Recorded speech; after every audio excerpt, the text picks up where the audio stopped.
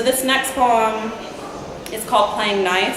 And one of the things that I really love about touring with this book and getting to talk to people about my dad's death is that a lot of times when you lose someone to an addiction, there's a stigma, there's a problem talking about it. You don't really get to talk about it with people. And even when I went to therapy to try and manage that, I felt like I also wasn't able to be myself and wasn't able to talk about what I was really feeling. So this poem represents that, playing nice.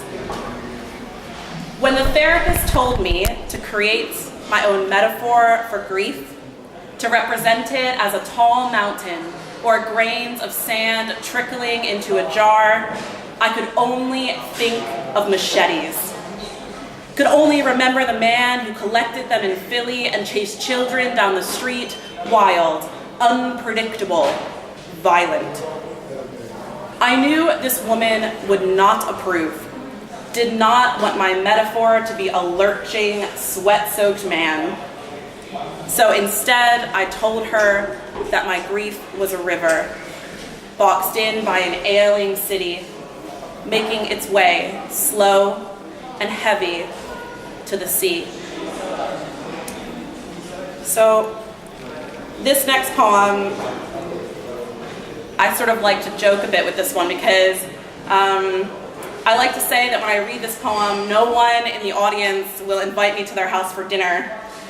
But now, after hearing me read, you might already not want me to come to your house, right? Because it's a bit depressing. But this poem is called Etiquette, and I think it represents a lot of what changed in me after my dad died. So this is called Etiquette. I knew when you died, I would no longer be good at dinner parties. My friends laughed about it. I stopped caring for pleasant things. Forget the weather, budding careers, teething children. Tell me about your trauma. The nights when you can't sleep. Tell me when you've failed, clipped like a deer in the forest. Tell me things you never wanted to tell anyone. Only the worst will sate me now. So I've just got a few poems left. So before my dad died, I wasn't a crier. I didn't really cry very much, and it's not a problem to cry, it's totally fine. But I just wasn't. But then when my dad died, I changed, and crying became my new thing. I cried a lot more.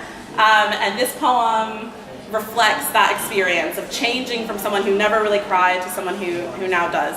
So this is called Now. Now I cry all the time, in the most inappropriate places, even when I don't feel sad.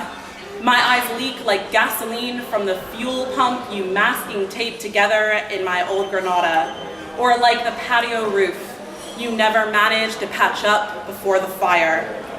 My body knows you're dead. No matter how much I know I should not be crying in a toilet cubicle, in my office, on the street, when I see people holding hands, my body remembers you in the fat, salty tears which well up and spill out, just like your laugh when you were alive. So I'm just going to read the last two poems of the collection now. Thank you so much for listening. I thought that by this point, my dad's death would kind of just be part of me and it would be normal. But actually there are still many days when I feel like I should call him or I should tell him something, or where I still feel the hurt when I see a close friend with their father who's kind and loving and mine never was. So this is kind of where I am with my grief now. It's called Resilience. Shuddering, I walk past it, the dead pigeon on my way to work. Always in the same position, but each day with fewer feathers, less organs, more leaves. Even though it upsets me, and there are more pleasant ways to go, I still choose this path. Still slow down and look directly at the bird's soft, open body. Force myself to internalize the loss, hoping that one day I'll accept it. Okay, so this is my last poem, and I just want to thank again Răzvan for reading, and Emily for hosting, and everyone here who's come. I really appreciate it. And we're going to have a chance to talk about some of these poems that we've both read in a minute. One of the hardest things about this collection was the fear that I had that my dad would be seen as a monster. Because he wasn't a monster, he was an addict. And there's lots of difficult things with addiction. So this last poem was probably the most difficult for me to write. It was the hardest emotionally. And I like to read it so that you can get a sense of the kindness that I talked about early on that he had inside of him. So when I went to clear out his house, I found a receipt. And I went to this music store that he had told me about for many months. So this poem is about that. It's called Finding You. Covered in tick bites and sweat, I found my way to the music store you talked about. The man behind the counter knew my name and yours.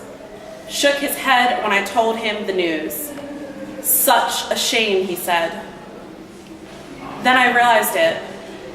This had been your place.